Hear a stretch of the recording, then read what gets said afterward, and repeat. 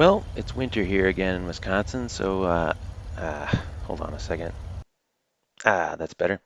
As I was saying, it's winter, and as you can see, my backyard pond is covered in ice and snow.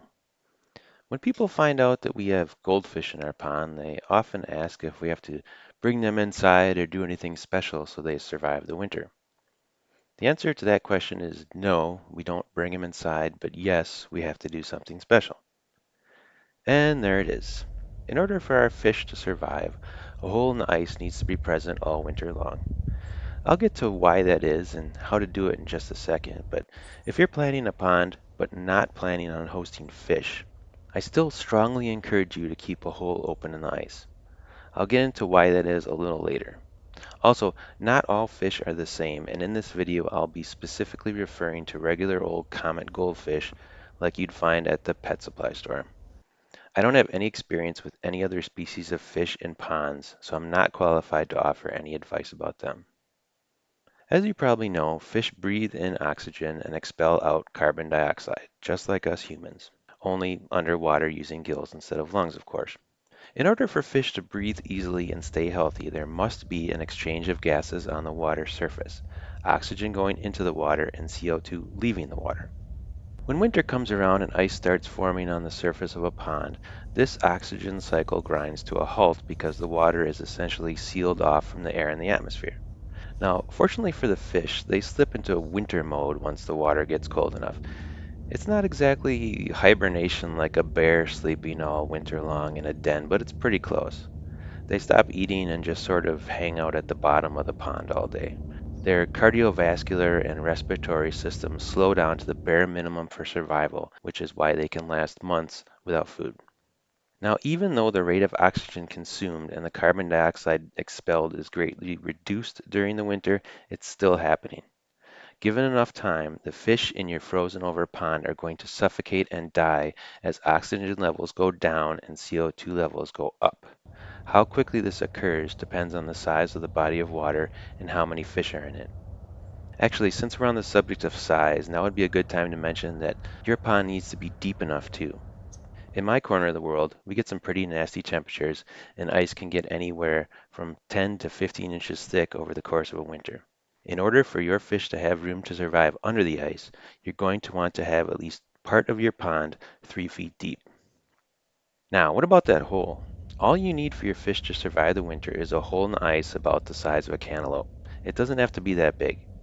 A hole in the ice allows all that deadly carbon dioxide to escape from the water so it doesn't build up and poison your fish. You're not going to be getting a lot of new oxygen into the water through that hole, but that's okay. The oxygen level in the pond will be fine over the course of a winter. It's the CO2 that quickly builds up and will kill the fish if it's not released from the water. There are two methods I'm aware of that work well for keeping a hole in the ice, and I use both of them. A simple aquarium pump attached to an air stone works great in early winter when ice starts forming and it's not very thick.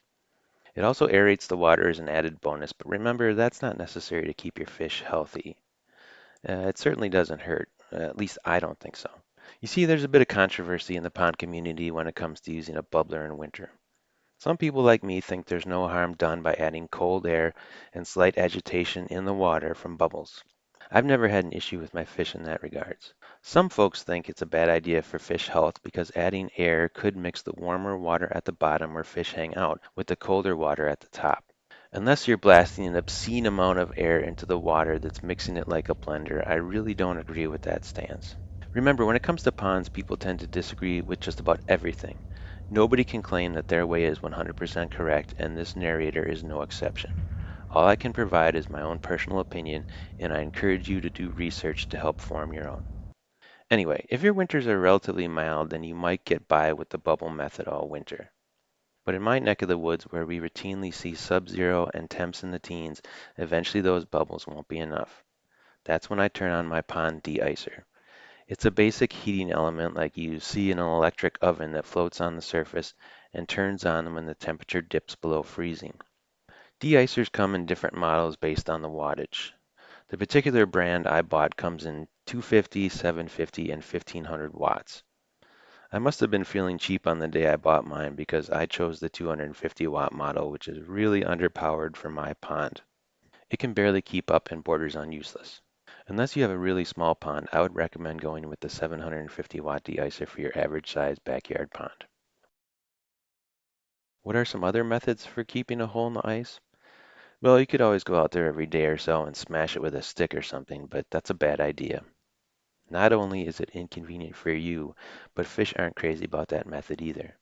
Imagine somebody banging the side of your house with a sledgehammer while you're trying to nap, and you'll get an idea of what it's like for your fish.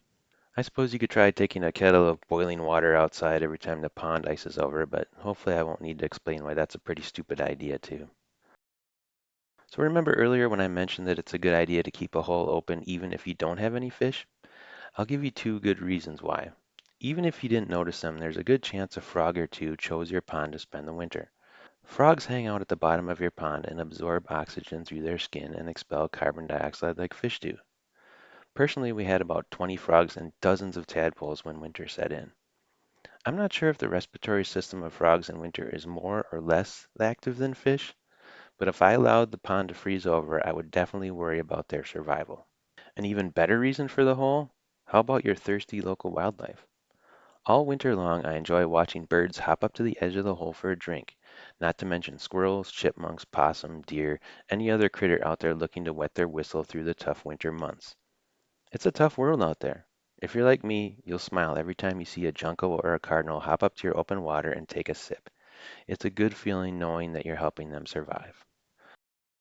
Look, winter is rough, and I can't guarantee that all your fish will survive the harshest winters, even with the best hole in the whole world. But chances are they'll be just fine. Goldfish are tough. In all my years, I only lost fish because one winter I was lazy. My de-icer died on me late February, and I figured I could get by until spring. There was about a 2 to 3 week period where the pond froze over, but that was all it took. When the pond thawed, every single fish in my pond was dead. It was especially stupid of me because that particular pond was much smaller than the one in this video, and it had way too many fish to begin with. Don't be stupid like me. Stay warm, and I'll see you next time.